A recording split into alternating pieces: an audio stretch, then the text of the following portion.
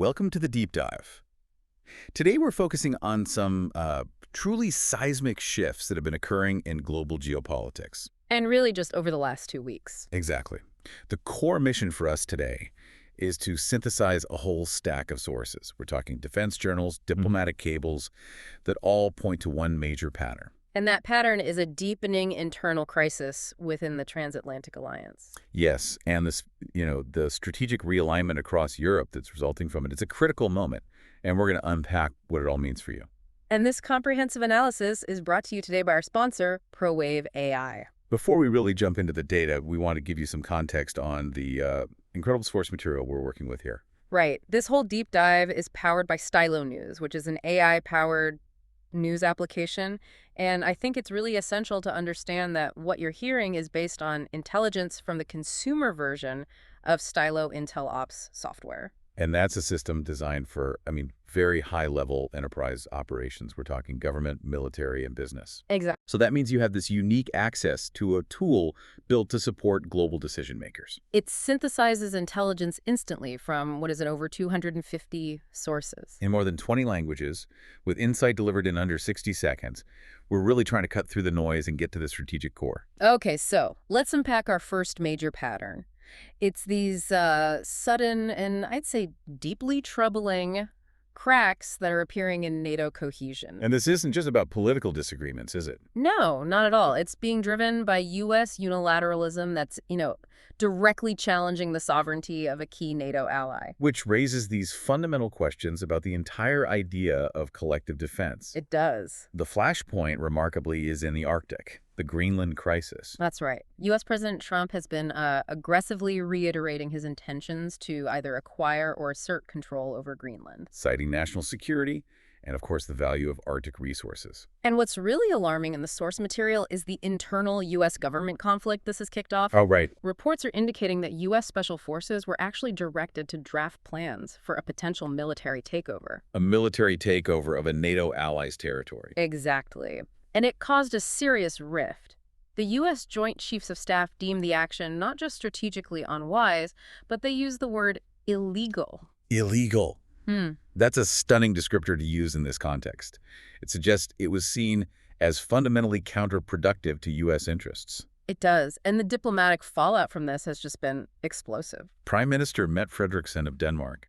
Her warning was incredibly stark. She said that any U.S. military action against the autonomous Danish territory would, and I'm quoting, end NATO. She didn't stop there. She said it would dismantle the entire post-World War II security order. Which is an enormous statement. It basically confirms the alliance is far more fragile than most people acknowledge. And what about the Greenlandic leaders themselves? They've firmly rejected what they call U.S. annexation fantasies. They're asserting their identity, their right to self-determination. So the risk of destabilizing the local governance there is very real if the U.S. keeps pushing this. Absolutely. And this U.S. interest, it's clearly not happening in a vacuum. Yeah. It's tied to the escalating great power competition in the Arctic. Yes. NATO's supreme allied commander in Europe, General Alexis Grinkowicz, has warned that Russia and China are intensifying their military cooperation up there. We're talking joint patrols near Alaska and Canada. And the general made a point to say these are not simple research missions. The sources are indicating Chinese research vessels are engaged in military reconnaissance. They're conducting what are called bathymetric surveys. And for anyone who doesn't know, that's essentially mapping the ocean floor. Finding deep trenches, rises, channels. Exactly. And that's pure military intelligence.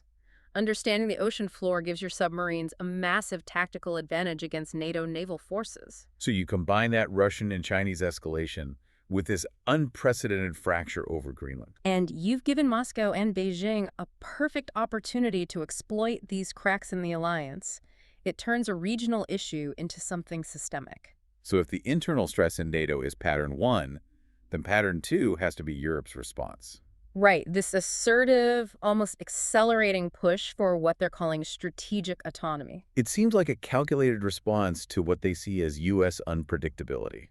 And the rising global pressures we just detailed. This autonomy drive, you can see it most clearly in the acceleration of military space capabilities. The European Union is planning a massive joint space shield initiative To protect its assets from satellite attacks and, to enhance its own intelligence gathering. And here's where the power dynamic inside Europe gets really interesting. Germany. Germany, who has traditionally been cautious on defense, is now aiming to become the dominant military space power. They're aggressively increasing their budget to, what, $35 billion by 2030? And they are actively seeking to surpass France in that domain. That's fascinating. Germany trying to dominate France in a core defense area? That tells you this isn't just about the U.S. No, it's about who's going to lead Europe's new defense structure. It signals a massive institutional shift. And the European Space Agency, the ESA, confirms it. For the very first time, ESA is explicitly funding defense projects. That's the $1.35 billion for the European Resilience from Space program. It is. And that's a monumental shift. It underscores how serious they are about moving away from relying on U.S. intelligence and space capabilities. Especially when the threat of losing access to U.S. infrastructure is now seen as, well, a real possibility. And these strains inside NATO, they're showing up politically, too, echoing history. In France, the National Assembly is considering a resolution to exit NATO's integrated military command. It's being led by Clémence Guettet of the Unyielding France Party. It's not just a fringe debate either. No, it directly echoes Charles de Gaulle's move back in 1966. Right. And while it's unlikely to pass right away, just the fact that this debate is happening has huge transatlantic implications. And you can see this rift in public sentiment, especially in Ukraine. Yes, recent surveys there show that while a majority of Ukrainians see Europe as seriously supporting them, Their trust in the United States and in NATO as a whole has significantly declined over the past year. they're placing their bets on Europe more than the U.S. now. And this strategic decoupling is being matched by a diplomatic pivot. German Chancellor Friedrich Merz, his first big Asian visit wasn't to China, it was to India. Which signals a strategic shift away from over-reliance on China, trying to diversify partnerships. And those talks included discussions on submarine technology transfer, very high-level stuff. But it's a delicate dance, isn't it? Commercial ties are still incredibly deep. Very. China just placed a huge $10 billion Airbus order for 148 jets. But the political support from France and Germany was, let's say, cautious. Exactly. They need the trade, but they don't want to look like they're endorsing China's geopolitical ambitions. Okay, so we have the alliance cracking, Europe realigning. Our third observable pattern is that global stability is being consistently undermined. By unresolved conflicts and the rising tide of domestic political extremism across Western democracies. And you see this paradox most clearly in the Ukraine conflict. Right. Peace talks are ongoing with President Zelensky, and he even said the agreement is 90% complete. But that last 10%, the critical part, is all unresolved territorial disputes. Which is the entire issue. And given Russia's stated goal, which sources say is to prolong the conflict until at least 2029. You have to ask if this 90% is just optics. The sources are very cautious on that. The 90% is likely logistical framework agreements. The reality on the ground is intensified Russian attacks on Kyiv. Hundreds of drones and missiles causing massive damage. And the long war is taking a toll. War fatigue among Ukrainians is a key variable. A significant portion are now willing to accept an unfavorable peace just to end it. Meanwhile, the U.S. administration continues its move toward unilateralism. The sources confirm a directive for withdrawal from 66 international organizations. And that's not symbolic. It includes entities like the UN and the IMF. Withdrawing from the IMF, for instance, affects global currency stability. The administration just sees these organizations as contrary to U.S. interests. And this is happening alongside an assertive neo-Monroe doctrine. A focus on hemispheric dominance, including interventionist policies in Venezuela to secure natural resources. Domestically, the upcoming 2026 elections are critical flashpoints. U.S. congressional, Germany, France, Hungary, Sweden. And you can see how fragile governing coalitions are in Europe right now. A perfect example is in Spain's Extremadura region. The conservative PP party has to rely on the far-right Vox party to govern. And that reflects the broader challenge across Europe. Populist and nationalist movements are gaining ground, making stable, centrist governance very difficult. And we can't ignore the timeline in Asia. The sources are all focused on 2027. The consensus is that China is poised to leverage all this U.S. distraction and European instability to intensify pressure over Taiwan by that year. The world's attention is split, and that creates opportunities. Okay, so to synthesize all of this, let's look at the key decision makers driving these shifts. President Trump in the U.S., Prime Minister Frederiksen in Denmark, President Zelensky in Ukraine. And General Grinkowicz at NATO, plus Chancellor Merz, representing that German and EU strategic shift. So let's identify the possible courses of action, the COAs, the most likely next moves. The first COA is pretty clear. U.S. assertive unilateralism. So prioritizing U.S. interests in places like Greenland and Venezuela while continuing to pull back from global institutions. Right, and source sentiment on this is overwhelmingly critical among European allies and NATO officials. But it's fully supported by internal Trump administration policy, so it's a high probability. the second COA is what we're calling European strategic autonomy, or a hard pivot. That's Europe proceeding with rapid defense integration, committing to increased spending, maybe up to 5% of GDP by 2035. And significantly reducing reliance on U.S. security.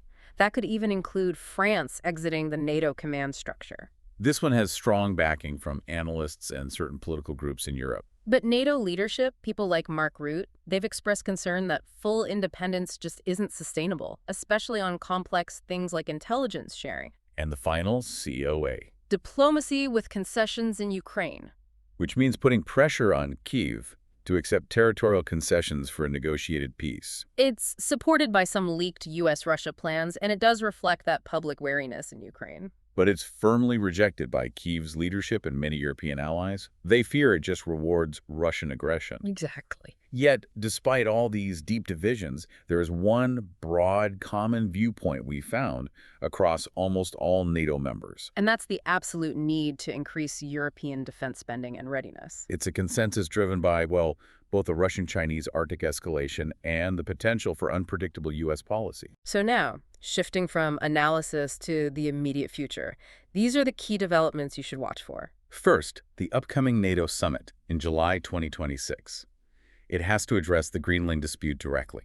If they can't bridge that gap, the alliance's relevance will be seriously questioned. Also critical is that French National Assembly vote on exiting NATO's integrated command. A yes vote, even non-binding, would be a political earthquake. We'll also be monitoring diplomatic meetings between U.S. Secretary of State Marco Rubio and Danish officials about Greenland. And the continued contentious implementation of Bulgaria's euro adoption, which adds another layer of internal EU stress. Before we close the analysis, here's the final provocative thought we want to leave with you. If Europe successfully accelerates its strategic military space autonomy and builds this robust, independent defense capacity, Will its internal political divisions, the rising nationalism, the critical elections, will those ultimately undermine its ability to unify that strength? a powerful question to consider as these patterns unfold. Look, navigating this rapidly changing landscape, it means you need to know what intelligence decision makers are actually seeing. And that is why we leverage Stylo News. Stylo News is available as a mobile and computer app that you can download today. And you can customize it for your own personal intelligence-style briefs.